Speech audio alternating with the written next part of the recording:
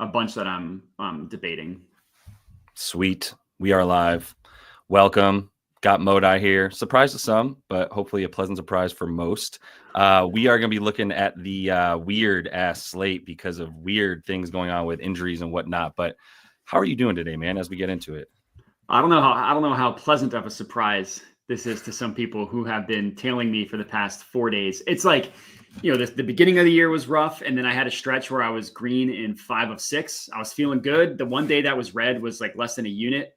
4 straight days in the red. Yesterday, lost all 4. One of them was dead. It was Darius Garland 3-pointers. I mean, the man shot like 3 for 21. Like that's dead. That's fine. The other 3 all lost by the hook, which it's like, come on, you can't have one of those go my way. They all have to hook. So anyways, that's how I'm doing. That's how it goes, man. It's life, man. Yeah. Yesterday was nasty in a lot of ways, I think. Some people had a good day, actually.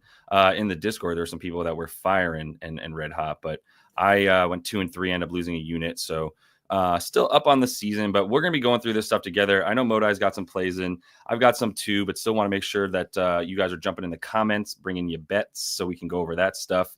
I'll put up some stuff on the up next when we get some looks from people that I'm looking at. I've got some looks that I want to look at as well, including like some guys that don't have lines up yet because there's some weird stuff going on.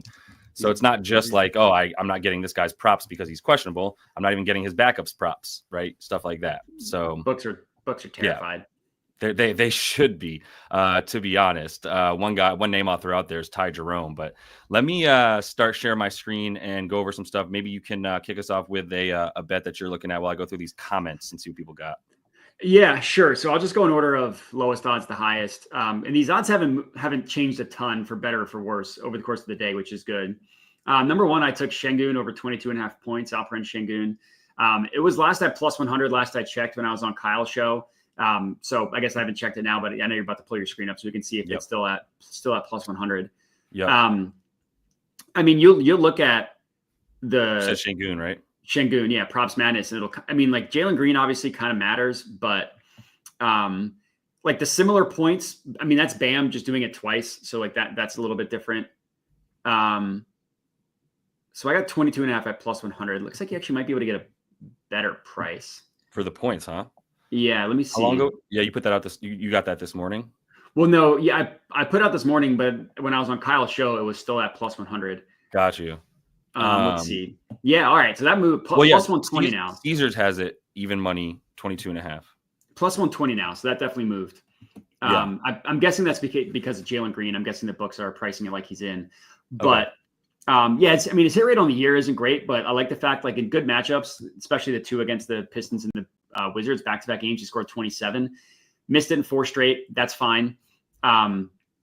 The Pacers defense, I mean, they give up the so they only give up like the 7th most points per game to the pick and roll man, but they're middle. If you just look at like on NBA.com, you look at possessions, they're like below average in terms of possessions when they're guarding the roll man, and they still allow the 7th most, and they give up like the 5th or 6th most points per possession to the pick and roll man. And Sengun, he runs the 5th most pick and rolls in the NBA as the roll man. He scores the 8th most points per game as the pick and roll man as well. That's the play type where he scores the most of his points. Next up is the free throw line. Pacers will have 5th most free throws per game. You'll see right there on Props Madness, if you just just scroll down a little bit, that the Pacers 4th most points per game via free throws. They allow the 5th most free throw attempts against them. So it's a good matchup across the board. And like the Pacers, they're horrible guarding the restricted area, 6th most made field goals in the restricted area. That's where over half of Sengun's points come from. And like, I get that Props Madness doesn't have it as a similar similar profile, but Jakob Poeltl just put up 30 against them. We see the back-to-back games, Bam went over his point prop against them. And even going back further than that, but Gogo Batadze, who hates the Pacers, he went over his point prop in both of the games against the Pacers as well, as you can see. So it's just Gafford, and then Duren hooked his. So, and then the Gafford and Lively thing is like, I mean, they're like the role you never know who's who. But Sengun obviously is the main guy. So yeah, I don't love that it moved that much. Like it was plus 100 most of the entire day, and then it randomly went up, steamed up to plus 120. I wonder what ended up changing, or if it was just the Jalen Green. Like I said, books are probably pricing it like he's in. But yeah, I still like it. I'm looking at the latest potential notification deal here, trying to see if there's anything about anybody specifically for the Rockets team, and I'm not seeing anything right now. So I know Green was questionable. I think he's going to play. I think it was with an illness, right? No, like whenever is that what it was? I think so. Yeah, I mean, yeah. So there's nothing still. He's gonna be game time decision, looks like, because he's gonna try to go through shoot around and all that stuff. So yeah, we might know more in a little bit, but you don't think that affects it too much? You're saying either way? Either way, no. I mean, Jalen Green's been. I mean, like, his obviously there's usage rate to go around, but he hasn't been really good all year. It's the beginning of the year he was on fire, and then he hasn't done anything since. Yeah, I'm not fading that recent result. Yeah, I like that. All right, cool. So we've got one in. I've got the bottom line scrolling. I'm going to stop it for a sec so I can add one look that some of you might already know from Modai, but that is going to be Sengun over 20. I'm going to put 21.5 points for now, just because if people are seeing it and they want, I mean, obviously if it says 22 and it's available at 21, that means we would probably recommend taking it. It's a better number, but either way, 22 is still good. Actually, that means I should put 22 in, is what I'm saying. I would put the 22.5 at plus 120. If I'm like, you know me, I'd rather take the plus price. Gotcha. Obviously.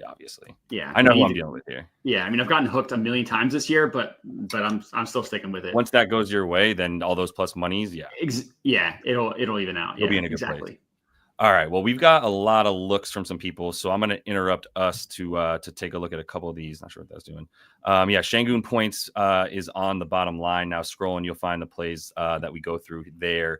But right now, I've got a ton in here, and I want to actually do it this way, where I'm going to leave it up to you for a minute and we can, or I'll do it with you, but I want to know what you'd like to look at so we can kind of choose that way, because rather than just go through them in order of when people put them up, I want to look at the looks that I want to look at, so I've been trying to make sure that I don't necessarily go in order as they're coming in, but the ones that I think are the best for people to see.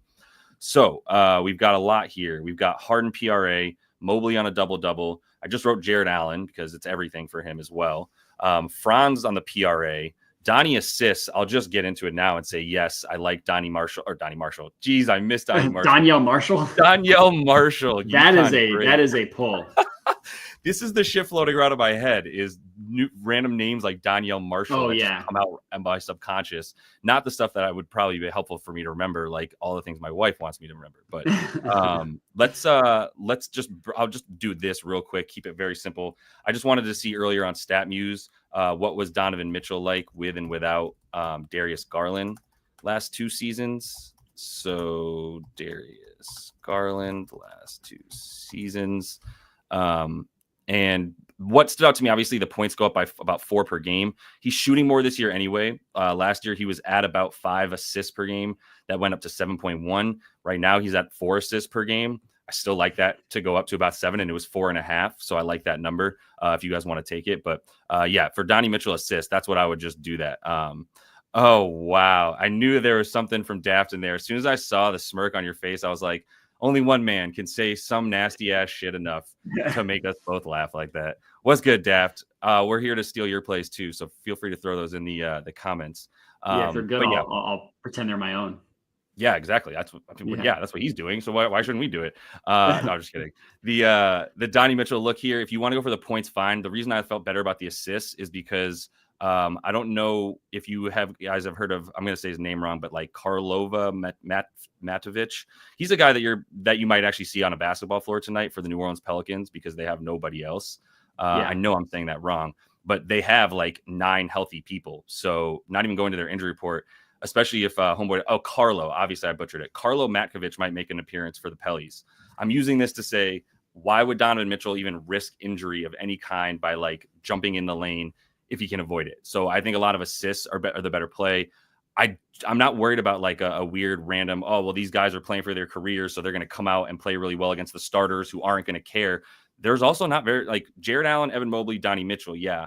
But then you're going to have George Niang, Ty Jerome. I think Sam Merrill is healthy. So no, he's out. Merrill's out now. Okay, I'm pretty sure he's out. Yeah, they're actually going to be playing. It actually helps my case because the vets and the pros that might overlook a team aren't playing. You got Ty Jerome. Niang's a vet, but still, obviously, I don't think he knows how to not go hard. I guess we're going to see Tristan Thompson, JT Thor, and Craig Porter Jr. They're both consistently playing for actual NBA contracts, voiding the G League. So yeah, so like they're gonna be backups going up against backups. I don't think there's that. I think 14 points is probably a fair spread for this game. So Donnie Mitchell's points scared me away a little bit, but I think the assists at over 4.5 are a good look for whoever put that in there. Did you have any thoughts on that one? I kind of liked. I want to tie something with Ty Jerome because he's going to play blowout, non-blowout. Do we have a line for him? No, we don't. That's why I just didn't bother. Yeah, because I don't like these situations because they're coming off a loss. You figure they're going to want to play. I know. They're not going to want to but it's also you just think about the human element. If I'm Donovan Mitchell and I see these players that I've never even heard of before playing, you just have to figure that it's just a different mindset.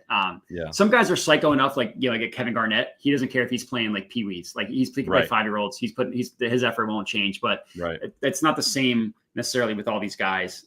So yeah, to me it was I don't hate the assist look, but if I'm gonna, I'm not messing with it. Yeah, I'd rather put my money on something without this crazy uncertainty. Right. Yeah, I just went and took it because I saw it and was like, I think this is good to take advantage of. But Ty Jerome is going to come out and ball up. So whenever he gets props, I think points and assists is going to be the look right away. Maybe a sprinkle on a double. I just think he's going to go crazy. This is his type of game. Sketchy looking dude, but yeah, I think he's going to have a pretty good game. The other thing in here that you brought up, effort and who's Kevin Garnett could be playing against anybody in the world and he's going to trample him. Well, I kind of feel that way in a way about Evan Mobley. He doesn't have the nasty that we're talking about with KG, but he doesn't really have the skill set to not hustle to get his stuff. And it's not like he needs to hustle to be in the paint going up against even Missy's questionable. Payne, I guess. What's that? Even Missy's questionable.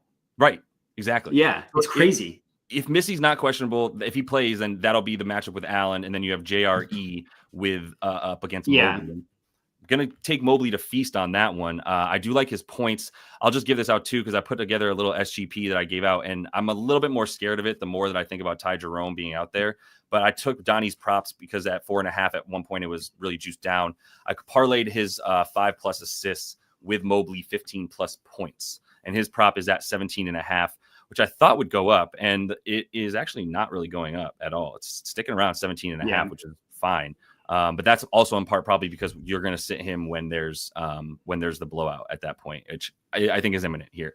So take that into account. But yeah, that's kind of it. As far as Allen, the thing I would actually be looking at is his first quarter stuff. It's actually kind of crazy how much he's hit his first quarter rebounds, especially. That's probably the way I'd be going. And I usually go to props.cash because you can see a little bit more intricately the first quarter stuff, right? Mm-hmm. Did you look at any first quarter stuff here or anything like that? No. Yeah. I don't usually like it. But because I started monitoring Jared Allen first quarter rebounds is why I started being damn. Now this is going to be 3.5. But it was plus money for 3.5 for him for a minute. If it's still up, I was so close to playing it. I don't see a reason not to, other than I'm just it's just going to is it either going to keep hitting or the moment that I take it is when it doesn't hit. Cause I feel like I'm late to the train here, but it's still plus money. This is wrong. Cause it's plus 120. Yeah. Plus 120 for over 3.5 first quarter rebounds. Right. Mm-hmm. I mean, I can't look at the rebound chances in the first quarter. And you can't look at it on NBA stats either, but yeah, this is one look. I'm gonna at least just mention that for now. I'll put that under a lean for myself because I do at least like the look of that. Allen over 3.5 1Q rebs. I mean plus 120. Yeah, plus 120. I mean, I'm thinking about might as well put something on that in a minute. I'll probably let you talk for a minute and then put that bet and hit that. Sure. All right, but I'm gonna put that there. I'll put the SGP that I put out. Like I said, not my favorite, but plus 138 for Donnie to have 5+ assists, and Mobley 15+ points. So I'm putting that on the bottom line as well for those following. I'm going to pin a comment on the YouTube video afterwards as well that has all this stuff. But all right, let you take us to your next bet if that's cool. Yeah. So next one was Capela over 8.5 rebounds. I got it up plus 106. It's mostly been around there. Last I checked, it was plus 105, which obviously, no, it's right back at plus 106. It's kind of been like hovering around that number all day. That's what I got. Obviously, I'd still take it there. According to props.cash, the Warriors have allowed the most rebounds per game to centers. You would not expect that because you think of the Warriors as like this like high flying jump shooting team, which is never good. Like the Celtics, you don't want to take generally rebound or center rebound props against them because it's just physics. The farther the shot from the basket, the farther it bounces off. But the Warriors, and I forgot to write down the exact number, but they're like top 7 in field goal attempts within 5 feet of the basket. You can pull that up on NBA.com if you just go by they're top 5 limiting it. No, the Warriors are top 5 in field goal attempts within 5 feet of the basket. So, I think they're like them like not very many attempts. Like the Warriors take them.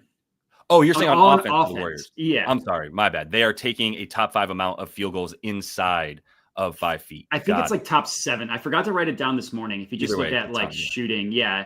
I think they're top 7, if I remember correctly. This is the restricted area. I mean, it's still. No, go by 5 feet as opposed to the restricted area. Okay. Yeah. I guess that's not exactly 5 feet. Yeah. So okay, not quite. Yeah. Okay. So I think it was 7. Yeah, 7. Okay, yeah. So that'll just lead the rebounds to centers. And like obviously props.cash, if they're giving up the most rebounds to centers, they're also the best matchup for center rebound props, like literally 30th. And if you look at their game log, like you can do that on props.cash. Like some of these centers just blow out their rebound prop out of the water. Zubac I haven't been able to find out how you do it on desktop. So yeah, all right. So go to I'll show you exactly how to do it. Go to Capela rebounds. Yeah.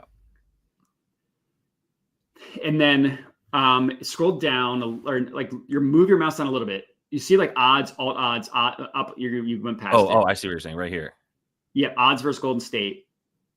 And then weird. That's what they call it.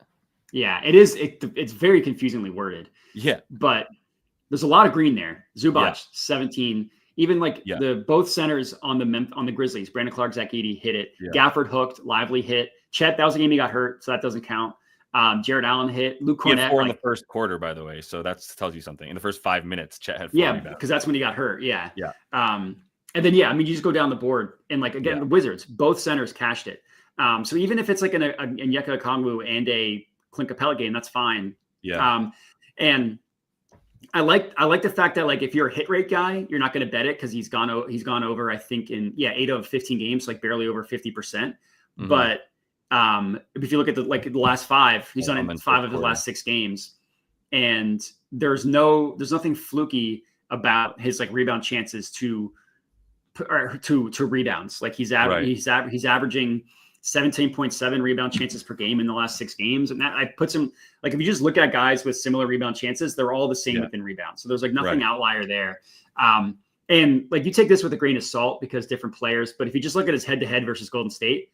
He hit it both times last year. He hit it both times the year before that. And 3 of the 4, he got double digits. The only time time he missed it was back in 2021. So this was my second one. Yeah. Yeah. I mean, this is somewhat popular, but I like it. What were you gonna say? Well, no, to talk to Daft's last comment. Yeah. I also hate hit rate guys. I only bring it up because hit rate guys are not going to be on certain bets because of hit rates. And the Capela one's different because he's done it in 5 of 6. So the hit rate guys are like, look, well, he's done it in his last 5, whatever. But so people just go off the entire season and are like, oh, he's done it in like this X amount of games. I don't like it.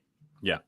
Yeah, for sure. I mean, that's one thing about apps like Props.Cash, Props Madness, Outlier, is that there is something to them hitting the endorphins in our brain with this green number. All the green, Right, yeah. Now you see green and you're like, oh my God, but they have to bet it. This is a lock because of this. And when I started out sports betting, that's how I looked at shit and was just well, this is... And I did, but same. And I did not make money. Right, but I did not make money. That's kind of the point. So all right, cool. Yeah, I think Capela was a look from people anyway, so I'm glad I didn't write it down because I know that's going to be somewhat of a popular bet. Did you get it 7.5 or 8.5? So I got 8.5 at plus 106. Okay, cool. Yeah, it's still available at 7.5 in some places, juiced.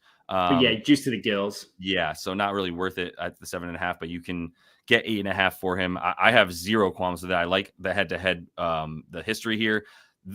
it's actually not surprising to me watching as much Warriors as I do being on the West Coast that like they can't box out an actual center because they don't have one. Kevon Looney was going to play against Zubac if he could have. Wouldn't have mattered. Zoo's now had 97 rebounds in 2 games against that team. So that's going to continue to be the case for Clint Capela and everybody else. Like I'm fully on board with it. But all right, let's pull up another one then.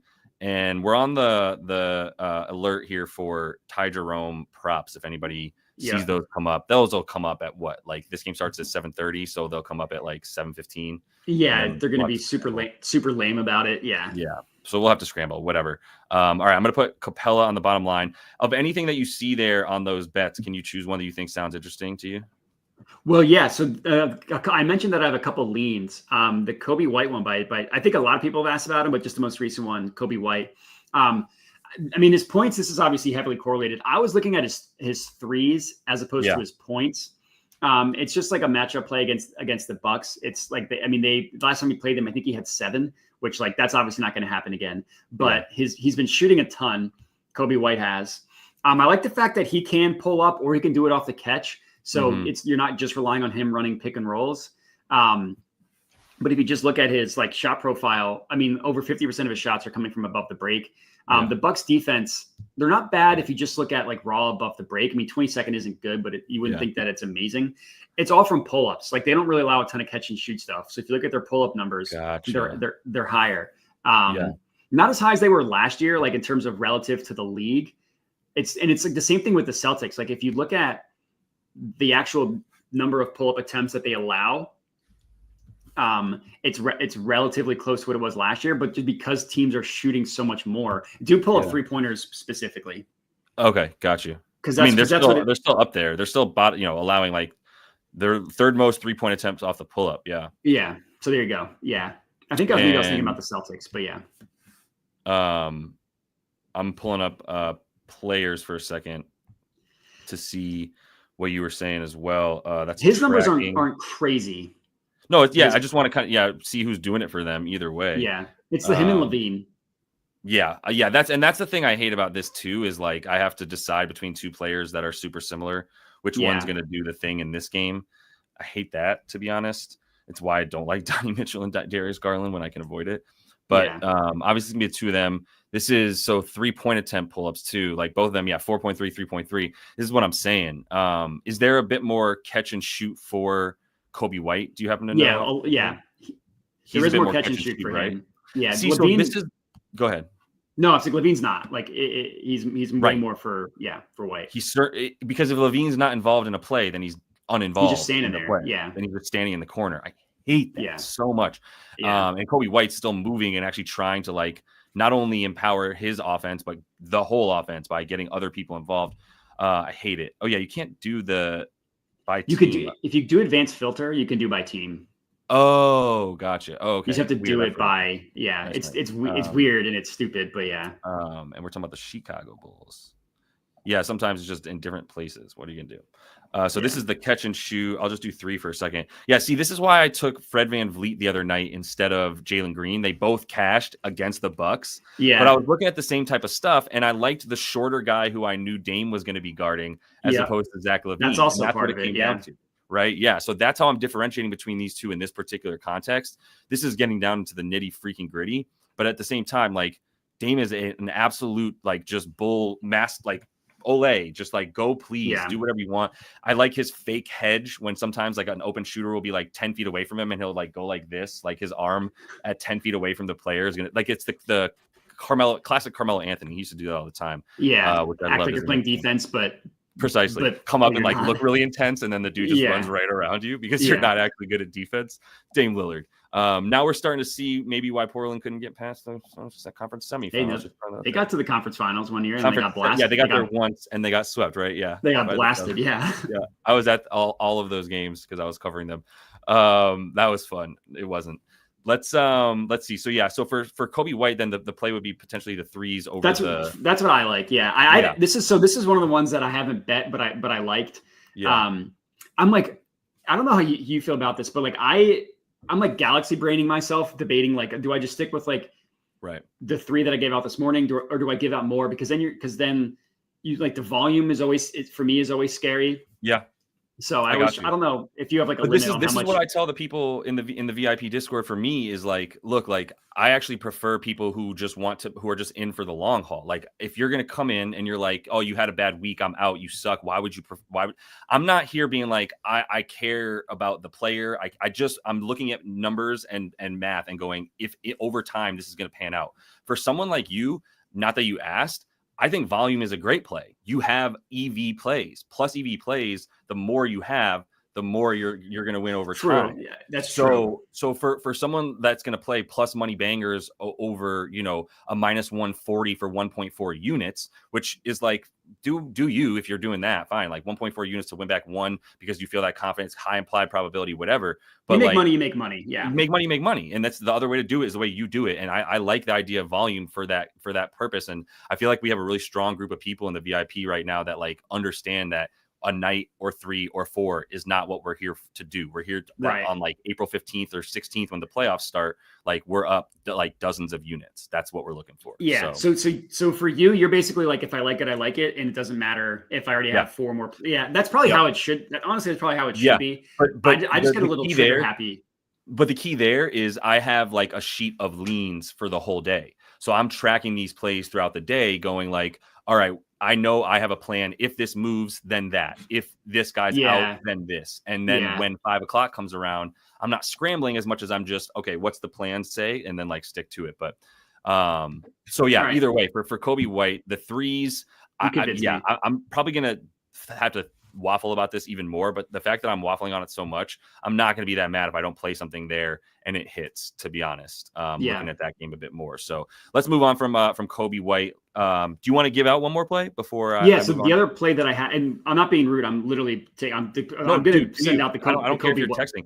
You could be like Adam Schefter. I don't know. Maybe your source is hitting you up and like you got. While you're in the middle of getting dome. Yeah. That was hilarious.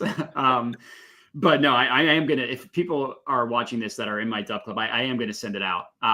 The Kobe White one. It's plus 110 now. But anyways, the other play that I had in this game was Damian Lillard assists.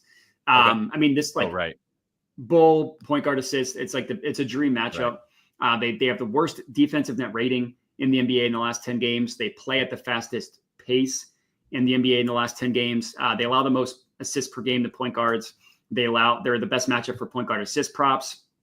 If you look at Dame, like there's some positive regression coming. If you look at his assists and you look at his potential assists, you said 7.5, right? You got it. Yeah, 7.5. It's at minus 115 now. Holy shnikes! I got that at plus 120. You're pushing your steam mover, baby. Yeah, well, for some yes, some no. It hasn't mattered, but you can get minus 105 on MGM and 365 right now. Wow, that's just nuts how much it changed. But anyways, three. So he's hit this in 3 of his last 10 games. Mm-hmm. 3 times he hit exactly 7 assists.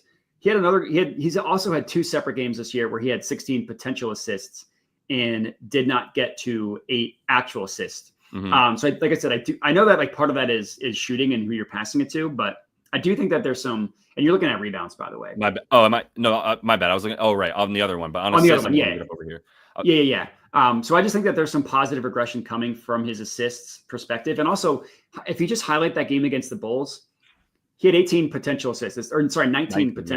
It's the most he's had in a game this year. Yeah. And he only had 8 actual assists. Like, again, there's some positive regression coming there.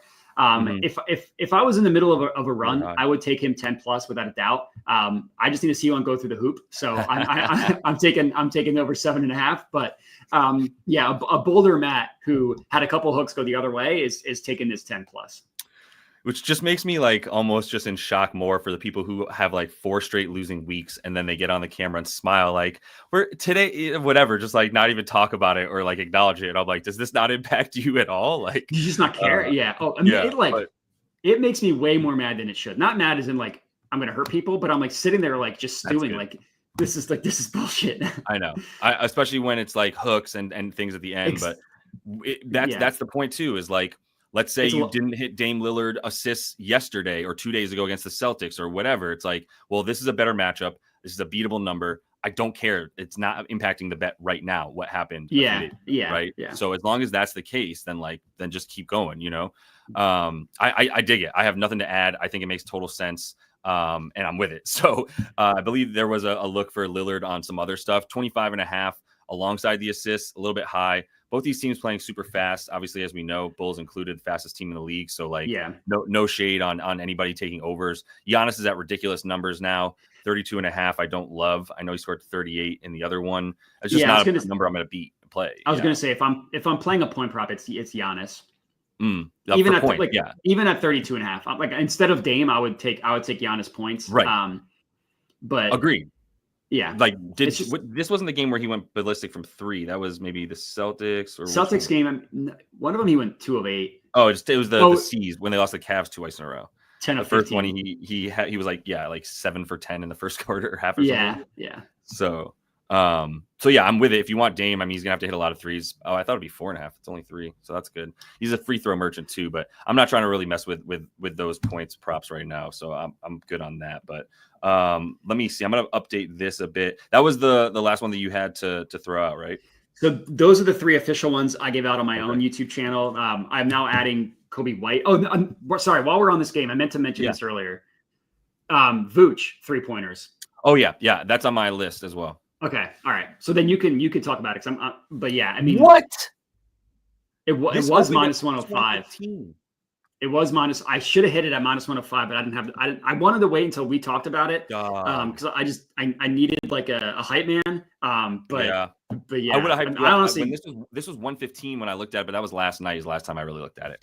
This morning, maybe early this morning. Yeah, this morning it was minus 105. Yeah. Nah, I'm out, man. That sucks because this was still plus money, and I'm scared. I'm super scared. This man has to come down to earth at some point in his life.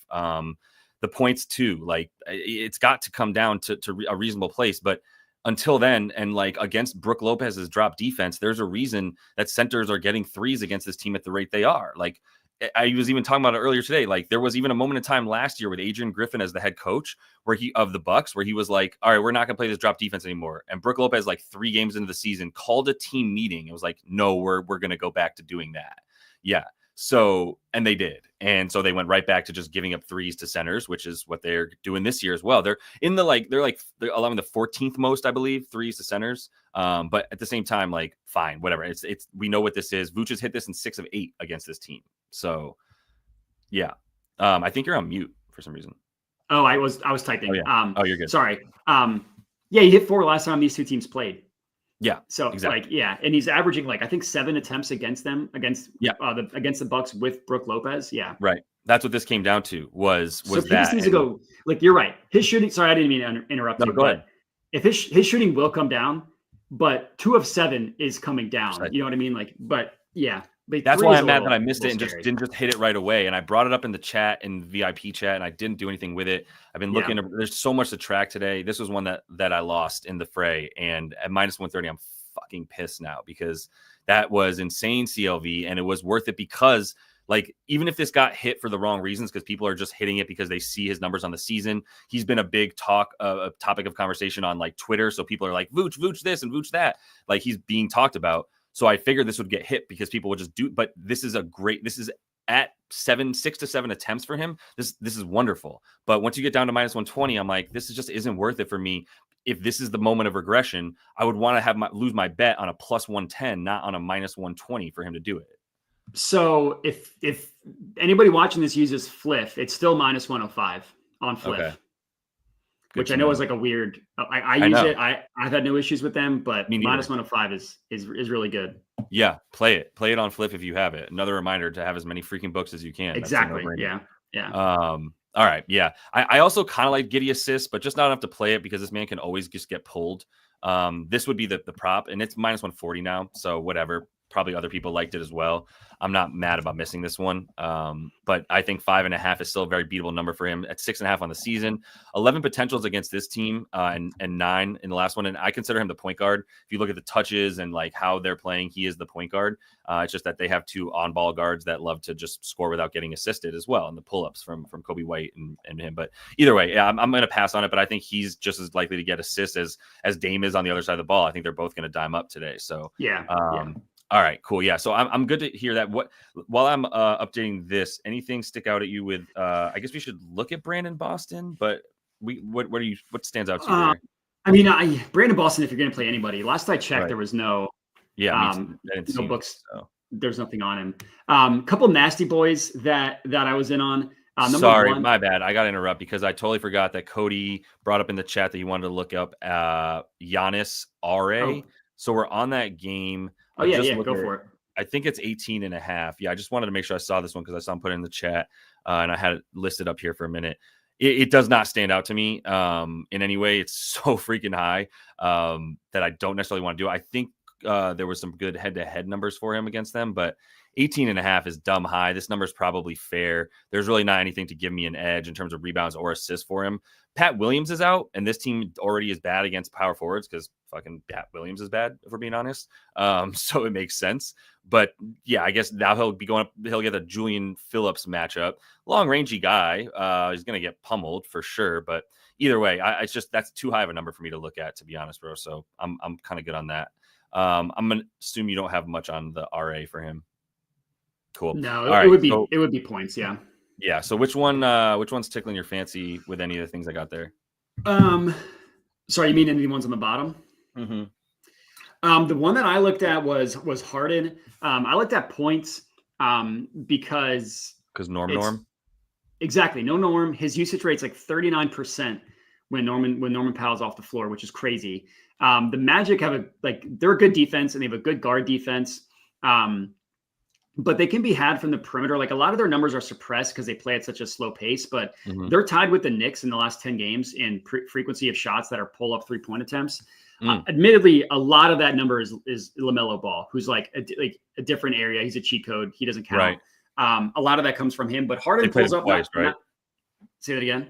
They play him twice or once in the last. I only looked at for NBA. I like to look at the last 10 games. So because something up at the beginning of the year isn't always relevant.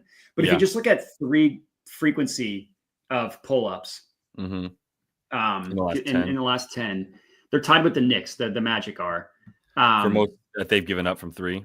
No, 3-point frequency. So the right third, that one. So gotcha, so and the team's only shooting 29%, which a lot of it admittedly has to do with they got great guard defenders. Like Black is awesome. Suggs is awesome. And then KCP is good too. But it would be hard points. The number's also so low. Like if he goes 7 of 18 from 3-point range, that's not going to surprise me. And you're just getting such a low number. I get that Harden hasn't been scoring nearly as much recently, but you can't beat the Magic on the interior. Especially if they get Wendell Carter back, which I don't know I think that's the case. Are they getting, you're saying you think they are getting him back? I thought I heard so. I didn't actually look at it. Someone in my Discord is a Magic fan. And I thought he mentioned that, but I could be wrong. If I'm wrong, then I'm blaming him. Yeah. No, nothing yet. Okay. Yeah. You're saying that he's questionable or that I thought Wendell Carter because he was hurt, right? Yeah. And I think he's not still questionable. Okay, got it. Okay, so my play, Yep. I like it for Harden. Yeah, I think I saw someone. Yeah, Bomb was fading his assists for Harden, which makes sense because he's not assisting when Norm's off the floor, which is the point you just made, that he's getting points when Norm's off the floor. And I don't think Norm's missed a game this season, right? So you've just done without Norm on the floor kind of stuff, I imagine. It's not perfect. It was just usage rate when Norm. Yeah, exactly. When Norm's off the floor. Yeah. That was RotoWire has that. Got it. Oh, really? Uh-huh. Can you show me that real quick? Yeah, I can. Cool. Where do we go? So go to lineups, NBA lineups. The top one. Am I not on it? No, like right below that. Go to NBA lineups. Yeah, sorry. Who's on first? All right. And then just that one game, man, the Cavs game. Just look at all that. It's so insane. All that out, man. That's crazy. It's insane. And the Pelicans are winning the 5-on-5 matchup between these two teams right here of their players. But correct. Yeah. I'm going down to that game. Yeah. And then click on off court stats. Oh, nice. Okay, they make that real easy for you. And then if you want to customize it, if you scroll down, look at customize which Clippers players on off the court, you can mess around with it.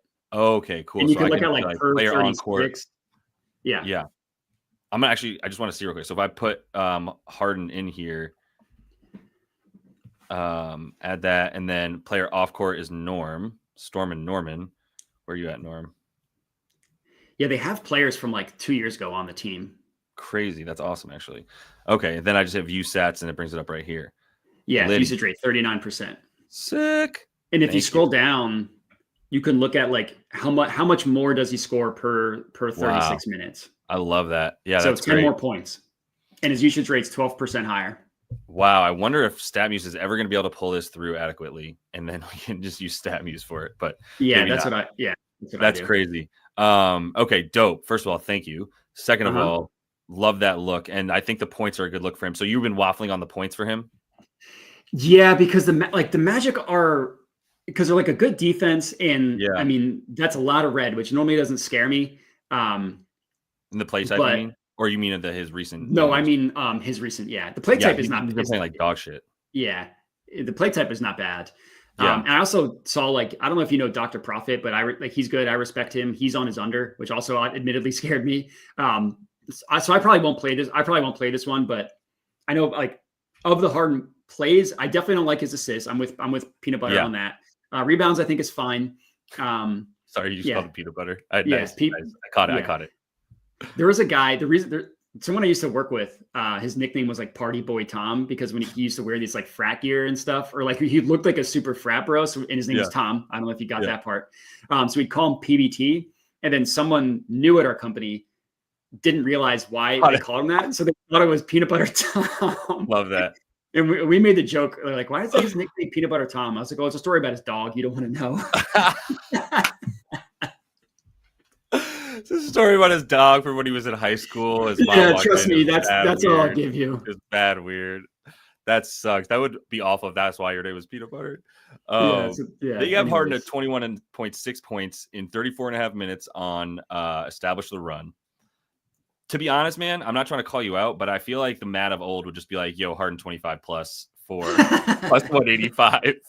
Yeah, I mean, you're probably last. I mean, trust me, if my unit was a plus next instead of where the minus number is, then you're right. I'm going 40 plus. I mean, plus 1,000. Why not? Yeah, I know. Fuck it. I love it. Even 30, even the climb the ladder to 30, I could see it. But it's a high number for a man that's been playing like absolute poo poo and not trying. Yeah. Like, I don't want to say he's not trying, but 15 field goal attempts for him is kind of barely trying, to be honest. 14, 15. So to be fair, like taking a max of 15 field goals for a while here, and even when he got his points against these two teams, still only took 16 and 17 shots. Now he got to the free throw line a good amount there, but it's really these last 5 where he's not getting to the free throw line and he's not getting shots off. Fade recent results. Like that's if he had been doing that and Norm was out, this number would be 26.5, 27.5. I just don't think the matchup is as bad as people think it is against the Magic. That's also part of it. Right. So what have others been doing by position anyway against him? Like they shut down Booker. That was like Booker just not Tyus Jones. Yeah, and not McCain. Best have some respect. Best player in the NBA history. Oh God, I'm glossing right over that. LaMelo Ball. I think everybody knows you're from Philly. I hope they do. Better than Steph Curry. LaMelo. That's definitely a comparable player. Jordan Poole would be comparable. Jordan Poole's comparable, yeah. I'm whatever. Yes, kind of. Tyrese Halliburton sucks. I'm on team sucks. So I hope everyone's whatever. Garland, yeah. Donnie Mitchell still had 22. I think 21.5 is it 21.5? That's a really beatable number. It's 21.5, or like if you want to get plus money, it's exactly plus money at over 22.5. Right. On DK. Donkey Kong. It's almost impossible to like recreate the situation. It's not like we can do a with and without Norm Powell kind of thing here. I think you just have to fade recent results against really good defenses like the Rockets, Thunder, and not the Jazz and the Warriors. Not the Jazz, but didn't he have wasn't his assist crazy against the Jazz? Yeah, if I remember. Did he have like 18 or something stupid? Yeah, no, so that was the Warriors. He had 16, but he still had 11 on 22 as potentials. Yeah, the Jazz are an assist team for point guards. Yep. And Prabhan brought this up in his fate of his assists was that he's assisting a high percentage of his passes to Norm Powell, who, by the way, is having a career year shooting the 3. He sure is. So the fate of the assist is smart. It's actually down to 7.5, probably with the prop bomb push that he gave to it. and then 21.5 on the points is available. And I'm thinking about hitting that. So I'm putting that in my potentials here on the bottom. I'm going to be looking at that a little bit more closely. I like it. That feels easy. Over 21.5. Unless, look, this game is in LA, right? Yeah. So he usually doesn't go to the Titty Club when he's at home. We don't got to worry about him playing Atlanta the next day or whatever. Yeah, and of course he didn't go over against Houston. He's going back to all his old haunts. Yeah. Man, there's an incredible story right now floating online from Lou Will being on a podcast recently. Lou Will told a story about when he was hammered, drunk, and showed up at a Knicks game. That started at like noon in New York, and he was out and like showed up to the game hammered. I'll just ruin it for people, but you should check it out. He's basically said like in the first quarter, he's like, oh shit, he turned the ball over twice, was too drunk to play, walked up to Doc Rivers and was like, Doc, I've got to be honest with you, man to man. Like, I'm drunk and I don't think I can do it today. And Doc looks him in his eyes and he goes, well, you're going to play the whole second quarter then, because I need you to sweat that shit out, and I'm going to play you the whole fourth. And then Lou Will dropped 25 in the fourth quarter of that game. That's hilarious. I mean, I hate Doc Rivers. That makes me respect him a lot more. Same. That's a good coach. Was what made me watch the clip. Was the caption was like, you can say what you want about Doc Rivers. That's some gangster shit right there. Yeah, that is. I was like, that's fire. That's him knowing how to deal with NBA personalities. Precisely. Yeah, all right, hilarious. Let me get to a couple more here. I'm probably going to try to roll for another like 20, but if you have to bounce at any point in time, all good. RotoWire has Wendell out, by the way, Wendell Carter. Okay. So appreciate that, Sabe. That's a good look. That does help. Yeah, he's out. No more. Yeah, that helps everything that you were talking about. Yeah. Daff likes Jalen Suggs, steals and blocks. Okay. Stocks? God. He randomly has these like sneaky weird looks, and I'm like, what even drew you to that? And he's like, I was up late at night because I don't sleep, and da is kind of what happened. So he found some shit that I'm sure was sneaky good. Definitely check out Daff's YouTube video. I'm sure it has some heat there about Jalen Suggs. All right, the other look I want to go through real quick too. Harden I put on the bottom as a points lean, not PRA for those asking about the PRA specifically. Don't like that quite as much. Brandon Boston, I'm just gonna take off here because until we get anything from him, like Brandon Boston to the moon. I guess maybe Brandon Boston triple double. Like I don't know. We'll see what the prop is, but like if you give me 18.5 points, 5.5 assists, 4.5 rebounds, anything like those numbers, I'm going to feel good about going on an over on those. So, yeah. Although keep in mind, like Ty Jerome's a really good defender as well. He's not going to be easy to score on for this Cavs team. Their defense just got way better with Ty Jerome out there than Darius Garland. I'll put it that way. So be careful with that. But let me, the one I wanted to at least go to before I look at a couple of these with y'all too. I know why you guys are saying Mikal Bridges. I love that in the revenge narrative. Okay, we can talk about it, but Nurk is not good. He's probably still questionable, right? I don't know if that helps or hurts. Like, I actually love the idea that he plays like 7 minutes in this game, and then doesn't play anymore. Yeah, there's no update on him. Eve Missy is going to be a game time decision. Jalen Green is in officially as of 1 minute ago. Whatever. Lonzo Ball's going to miss 10 more days. Yeah, that sucks. So I took Nurk under 17.5 PRA for -110. So got a little bit of good value there. He's not good at basketball, and he can't move. He that's part of it. Yeah, that's a big part of it. His left ankle is really going to stop him from being able to play. And Karl Towns is on one, man. Like he's completely on one. He's shooting from everywhere. He's bullying people to the rim. He's driving the ball to the rim at like a top 10 rate for centers in the league, which is unsurprising, but it's pretty high for everybody as well in terms of drives to the bucket. So yeah, I don't know how Nurk could stay with him. I think he gets played off the floor like he has in his last 4 games. You see 14 minutes. He did play 29 against the Thunder. Didn't do much. That team's insane. And then the Kings twice, and he did play a bit against the Kings, but it was basically like right here against the Timberwolves where I was like scared to take an under for him, but I did anyway because I was like, well, they're going to want him out there against the Timberwolves. And then they started both him and Mason Plumlee, and then he was gone after like 7 minutes. Yeah. Which is what I'm looking for in this one. I don't know that. I think so. Yeah, they put in Iguodaro instead of Plumlee in the starting lineup, but I believe Plumlee's still getting a bunch of minutes because they love him and they just actually trust him more with the second unit because he's actually not a bad playmaker for a center. Is Mason Plumlee, which I targeted his assists for that reason. But for Nurk, like I took this and I also parlayed, like I did a little, I guess it'd be like a bitch parlay with, yeah, I did this. I was about to say this while I'm just looking at this comment. Thanks to you, Nurk I took a parlay of Nurk under points, rebounds, and assists. Yeah. So I took a parlay just like that, thinking of you, Daft. Wow, this is so kumbaya. Where I was like under 8.5 points, under 7.5 rebounds, parlayed together, which I loved. And I missed out on the 8.5 rebounds, but I parlayed them together for plus 230. Put like half a unit on that and was just like, yeah, I don't think he's going to play very much, man. So that's where I'm at with Nurk. I think he's a wonderful fade today, and you can actually get some good juice parlaying some of his fades. That was another play I put in. Anything about these three? I guess while we're in here, maybe we'll just look at McHale real quick since that was brought up. Yeah, I know a lot of people are on him. Revenge game, like his Yeah. head-to-head is much better. Yeah. That's fine. I mean, I kind of like Brunson points. He hasn't been like scoring nearly as much as you would expect. I mean, it's a lot of because Cat's been awesome. Yeah. But it's just such a good It's just such a good matchup against against the Suns. Like third most points per game to pick and roll ball handlers. Yeah. There's a couple more. But let me just pull my notes real quick. Sure. Point guard in general, probably.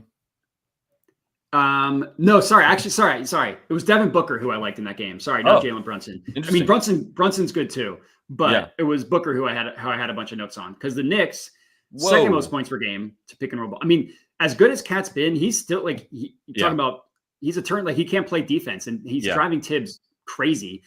He's either dropping too much, giving a wide open like they're tied with the Magic in terms of pull up 3-point frequency against them, but they're way higher volume of shots.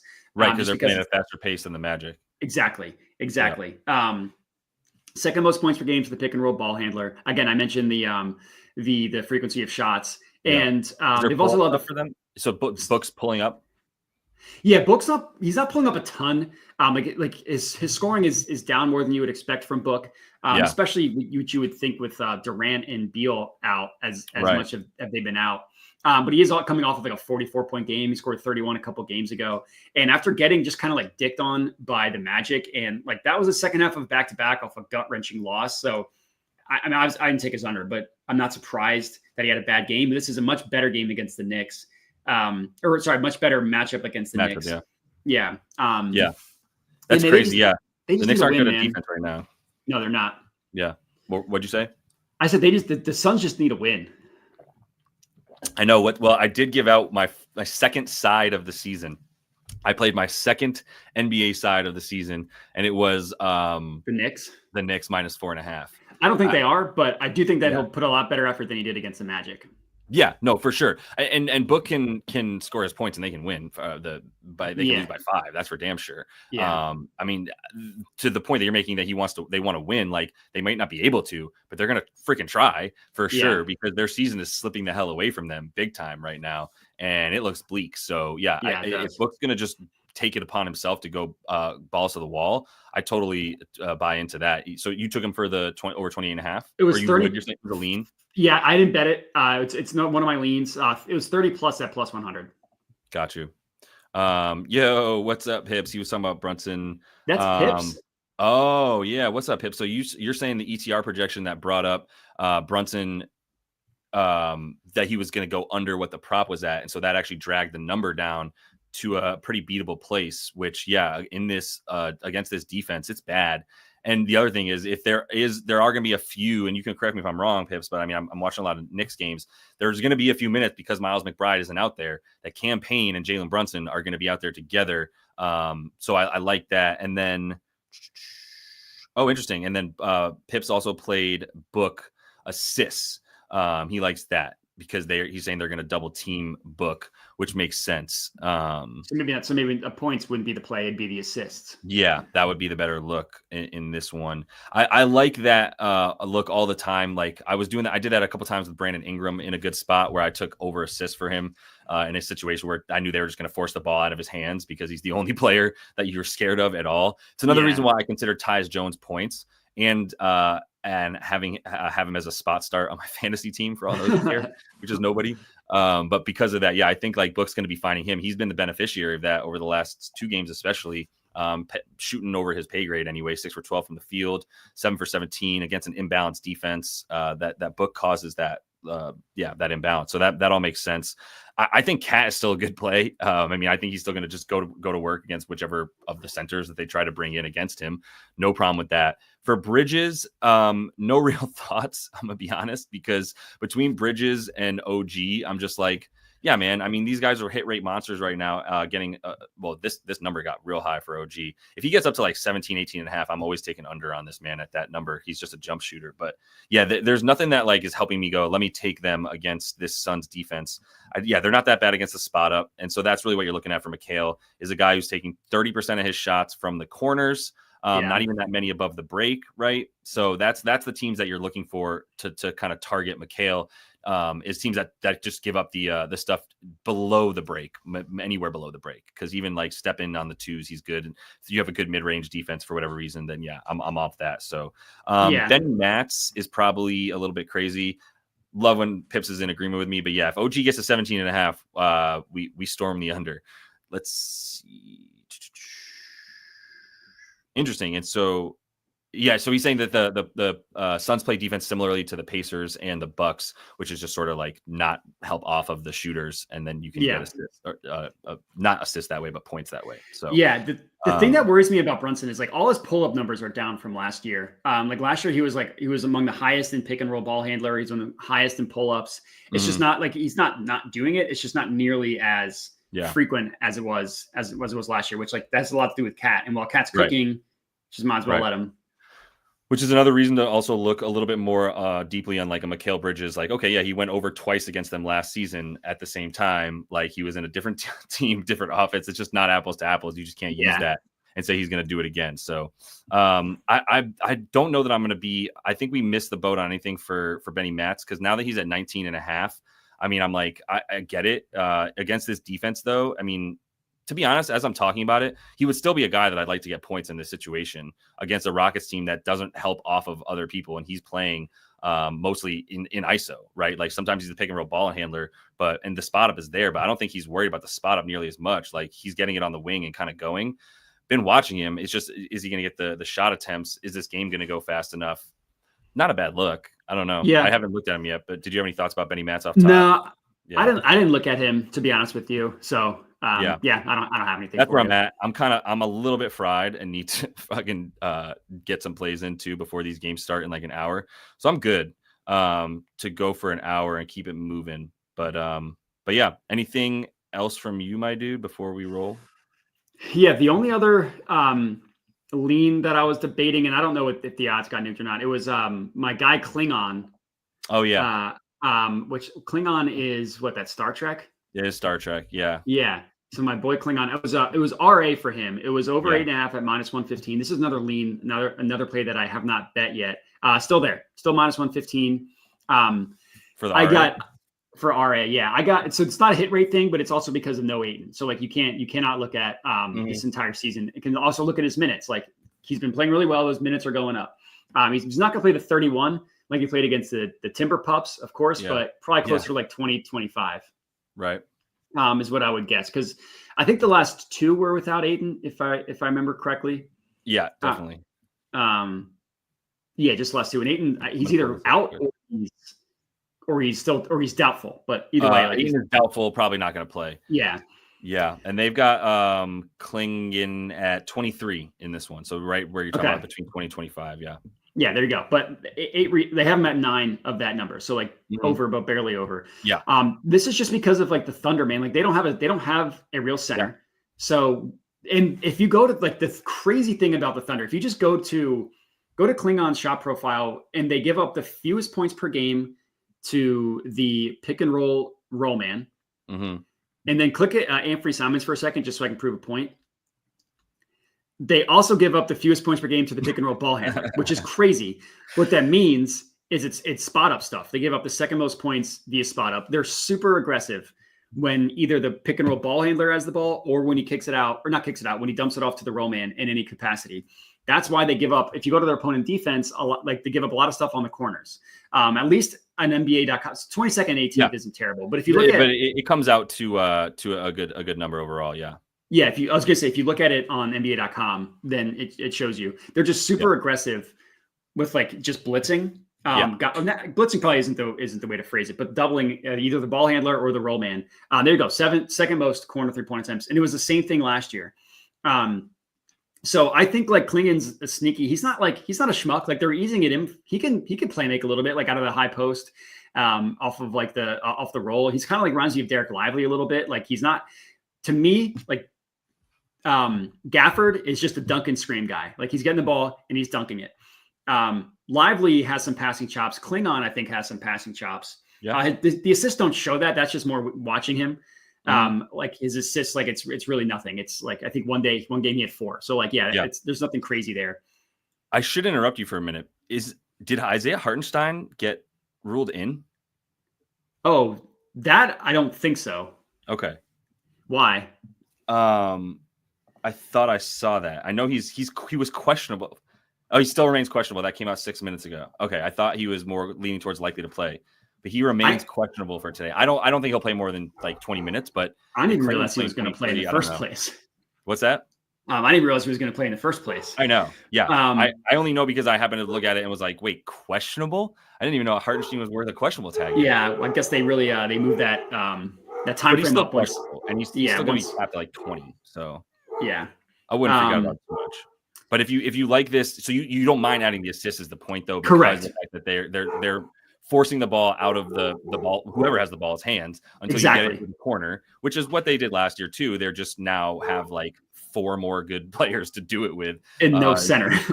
Yeah, and no center, right? So the no center is more so a rebounds thing. They give up the I think the 6th. Let me pull up my notes real quick. They give up the 5th most rebounds per game to centers and 2nd most assists. So rebounds like obviously that makes sense. It was the same thing last year. Like they'll accept that they're not going to be able to get any, like they're going to be a horrible defensive rebounding team because they just want to run out. So the second a shot goes up, their dudes are running, and if they give up, like that's the sacrifice that they made.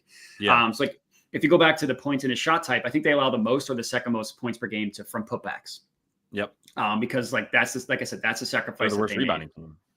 Yeah, exactly. I like the RA for him. It was, I think you could get 2 assists out of him.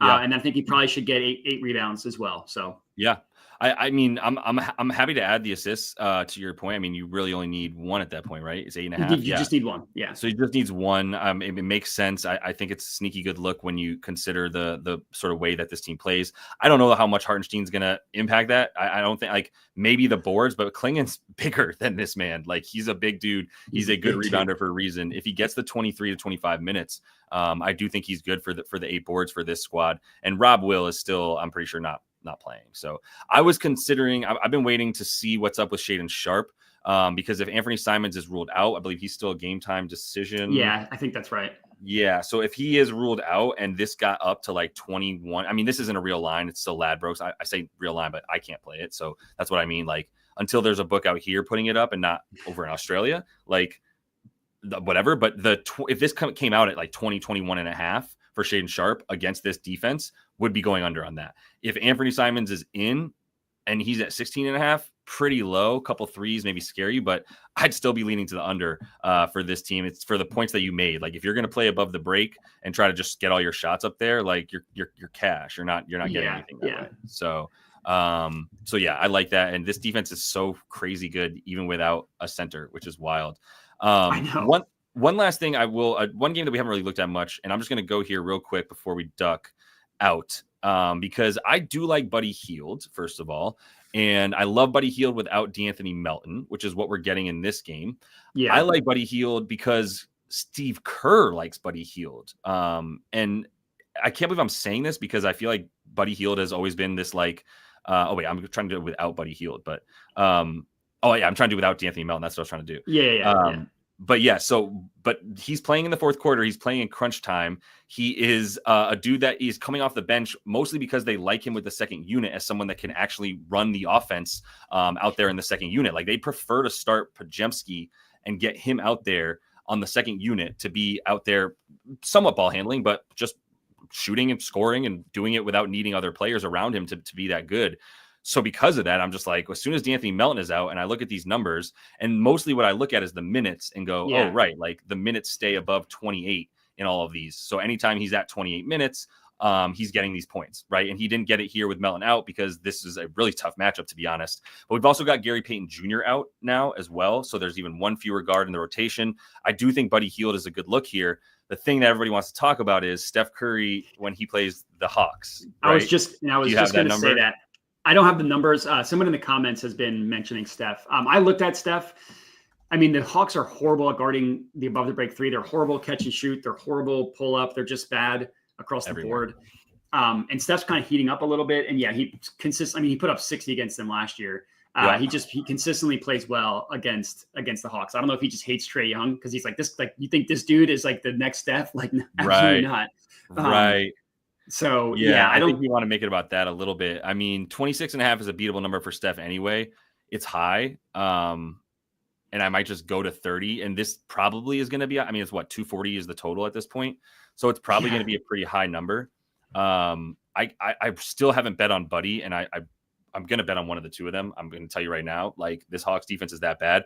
I think the non-Steph play is based on, well, Dyson Daniels was never on the Atlanta Hawks before this season. And Dyson Daniels, if non-centers were allowed to be, and Pips is already saying that too. If non-centers were allowed to be on the all defensive teams, because apparently they're not, like, they're only centers and like big men are allowed on the all first team now that they did away with the positions. Right. Then Dyson Daniels would be a first team. And he might still be, honestly. Like, who goes like 7 games in a row with 6+ steals? Like, that's unheard of.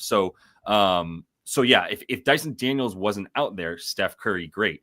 But with Dyson, I'm like, do we go to the assists? Do we just take the shooters? Like, because somebody's going over against the worst defense in the league that I'll call the Hawks at this point. Quinn Snyder has made abundantly clear he gives not a single shit about defense since being a Jazz coach. So, yeah, somebody's going over. I like Buddy in this matchup mostly because of the Dyson Daniels factor. That's really it. That's all I got for that one. And if you're going to take anybody on the Hawks, you like the Capela boards. I know we looked at that a little bit earlier. Maybe it's like even just Onyeka boards, but I think that's the way you play against the Dubs mostly because their perimeter defense is incredible. And obviously everything else is not as good. But so yeah, that's where I'm at with that one. I think I'm good for now. I'm going to get a couple other things done. So appreciate the time, my man. For anybody who's in here who doesn't know, do you want to throw out what you got going on YouTube and everything? Yeah. YouTube channel under the at Jedi Modi.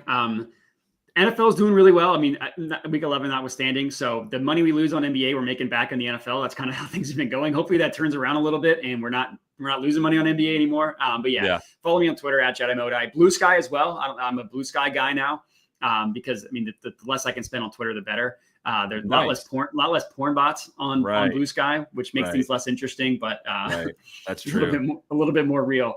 Lexi's not jumping in anymore with the like Lexi 69420 isn't jumping in the comments anymore with like, that's great about Draymond's rebounds, but what about my boobs? My nudes in bio. I love that. I love that. That's great and all, but are we just not going to talk about my ass or whatever? It's like a naked chick. Like, nah, we could talk about it, but all right. Anyway, appreciate the time, bro. We'll be getting you back on. Go ahead and do give that video a like if you're out there and don't just lurk. Much appreciated. I will be back tomorrow with the show. Modi will be everywhere. So you can, if you turn on your computer, you'll probably just see him on a screen. And we'll be back together on Sunday for his NFL show that I join every Sunday morning. We're good to go this week, right? Yeah, good to go. Cool. All right. Appreciate it, man. We'll talk soon. And until we see you guys next, happy betting.